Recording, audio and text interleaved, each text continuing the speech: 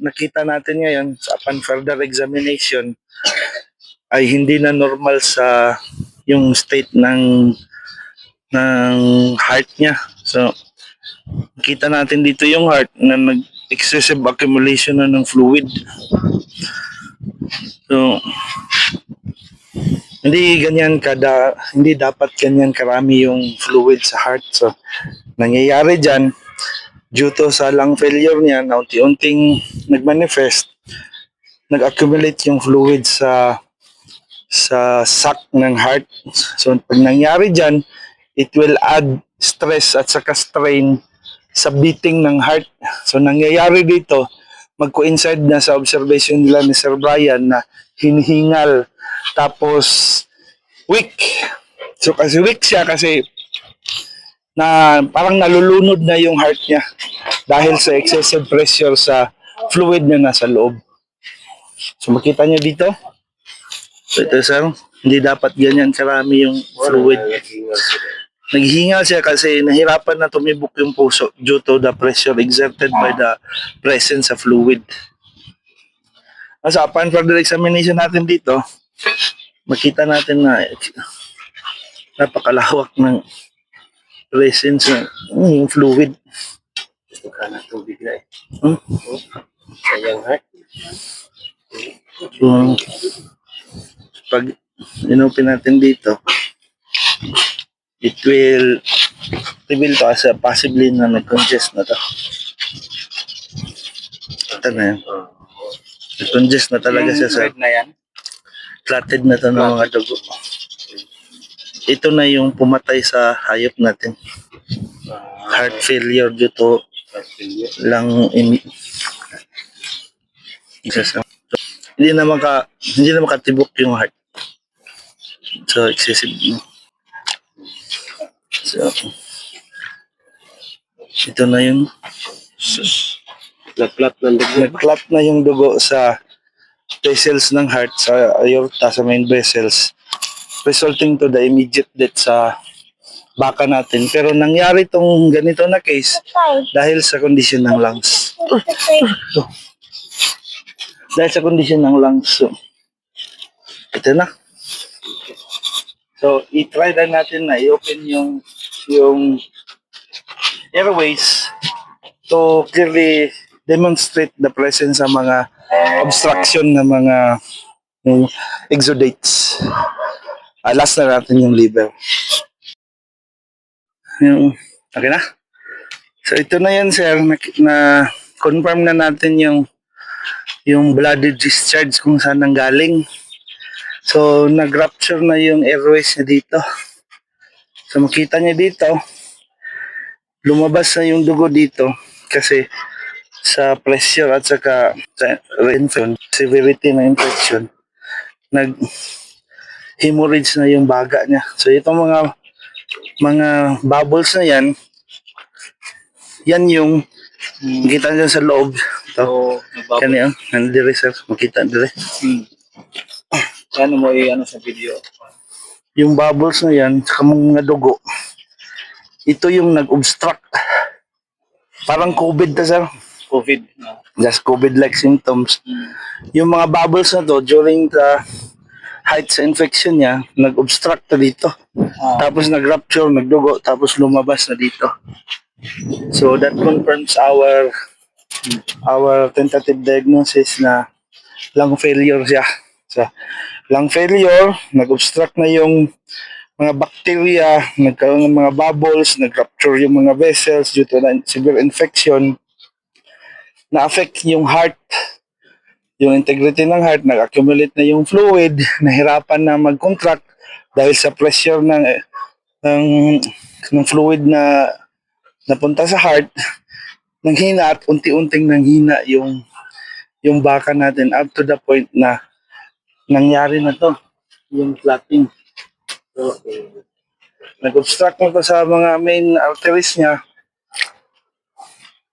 causing the immediate demise sa hayop natin. So, yung root cause ay yung chronic lung infection, unti-unti nag-severe, nadamay yung heart, nag-cardiac arrest, namatay yung yung baka natin. So we're going to explore today how we do to inspect the condition of the liver just to make sure na wala siyang mga nadalang iba pang sakit na underlying na baka potential mapasa or meron man o wala.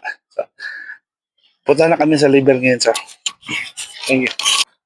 So, sir, yung nangyari sa baka natin, sir, it clearly shows na may problema siya sa respiratory system, lalo na sa lungs. So, wala dapat na tubig dito. Meron nangyari na siya, nagkaroon na siya ng accumulation sa fluid. At saka ito na yung condition. So, napaka ano na yung integrity Faded ng na lungs, siya? damage na yung Dapat integrity. ba ang lungs, Doc? Pinkish. Pinkish na parang kulay na ganito. Ganon. So, nangyari sa kanya. This part here, damage na to lahat. Damage na. Okay. Hemorrhage, damage. So, yung part ng functioning ng lungs ay mostly this side na lang. Okay. So, this side, wala na. Damage na to. Hindi na sila mag-function. Yung tinatawag natin dito na nag-collapse na yung lungs. So, yung term natin dyan ay atelectatic na, yung atelectasis. So, usually yung lungs may parang balloon na ganyan to accommodate the airflow. So, ang nangyari sa ganyan, nag-collapse yung parang unit ng lungs. So, makita nyo dito, lumabas na yung mga, makita nyo dito, sir, mafocus nyo. I-focus mo. Lumabas na yung mga air pockets. Yeah. Ito yung mahangin na yan. Hindi na makasirculate kasi hindi na functioning yung lungs. Ang extent ng damage ay ito. So, napaka extensive na. So, ito, yung kung marinig nyo, sir, habang pinipisil ko ay nagka-crackling sound yung lungs kasi lumabas na yung mga hangin. Yung mga bubbles yan, sir, hangin na yan. So, para siyang katong bubble wrap. Lung damage, extensive lung damage. So, may problema siya sa lungs niya. Hindi siya, most likely, sir, hindi siya naka-adapt sa paglipat niya sa ganitong environment. Medyo maginaw kumpara dun sa Jensen. Yung humidity, kasi pumapasok na direct contact sa environment kasi ito yung lungs. It is the only organ na naka-direct contact sa environment. Pag flow ng hangin, medyo malamig, hindi naka-adapt yung hayop natin, unti-unting na-damage yung lungs niya. So ito yung chronic lung failure.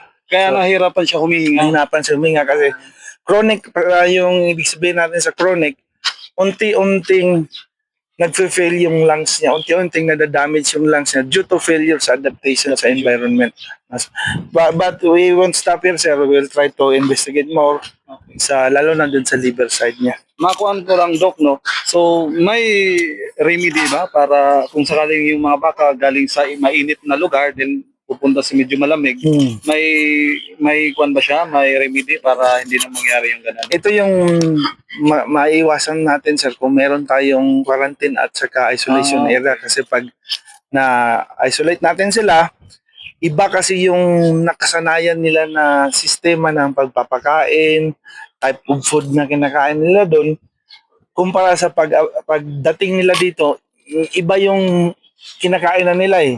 So, another factor yon na nag-contribute na nahirapan siya mag-adjust sa environment, nahirapan pa siya mag-adjust sa type of feeding system natin dito. So, yung nakaganda sa may quarantine area, i-simulate muna natin kung ano nakasanayan nila doon.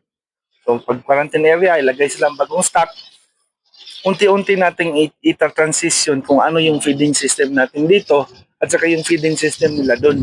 So, after 2 to 3 months, na-inject na natin yung feeding system natin sa behavior o sa kasanayan ng mga baka na bagong dating, it will help in their adaptation sa climate. So, siya lang mismo, medyo nahirapan siya mag-adjust. Kumpara sa iba, naka-adjust sila.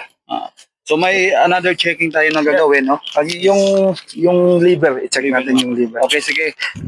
Sa part ng liver, so we can clearly see na yung gallbladder niya ay medyo abnormal. So, Lapit mo. ito yung condition, sir, na indicator na meron siyang iniinda na chronic na sakit. So it complements our findings here sa lungs natin na medyo unti-unting pumatay sa baka. So is an indication niya meron siyang chronic na sakit na dinadala, na disrupt yung metabolism niya dahil sa kanyang sakit. Pero hopefully sir, luckily sir, yung liver natin ay in good condition pa naman. So we're trying to check here if it is yung hepatitic. Hindi naman siya hepatitis. So, hindi nag-indicate na nag-inflame yung liver. Kasi pag nag-inflame yung liver, yung edge mawawala dito. So yung protrusion na ganyan na parang naka-point, parang edge ng ganito, pronounced pa naman. So hindi indicator to na may problema sa atay. So normal yung atay, indication lang to na chronic stress na napakyan liver. Yung lang yung palit ay yung end up sa physical yung saka doon at yung natanang ganong condition. Eventually nag-led sa heart failure, yung clog, yung fluids, saka siya manifest na symptoms na hinang-hina, tapos hingal na hingal, tapos yung galaw niya ay weak. So na-identify na natin sir na ito yung dahilan kung bakit namatay. So adaptation at saka sudden change sa environment at yung hayop mismo hindi naka-adjust. So it led to the cause na namatay yung hayop. So far if it is a communicable or infectious disease, wala namang indication yan sir. So check lang natin yung kondisyon ng liver kung meron siyang na-harbor na mga internal parasite na baka mag-pose ng threat sa remaining heart. So wala naman sir. So I advise yung remaining herd natin ay i-intensify natin yung vitamin supplementation at saka yung feeding natin, make sure talaga natin na always available yung feeding natin. Kasi yung feeding, yung stress sa feeding, nakakalid din yan sa kung magsakit yung Sa ganito hayop mga natin. sakit.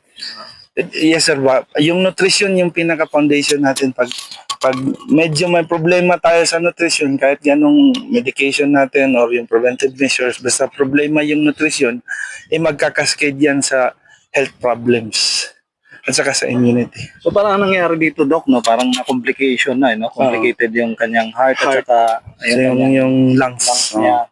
Kaya nagkaroon ng cardiac arrest No, cardiac arrest. that led to the demise sa buwang baka. Yes. Yes, So, yun, sir.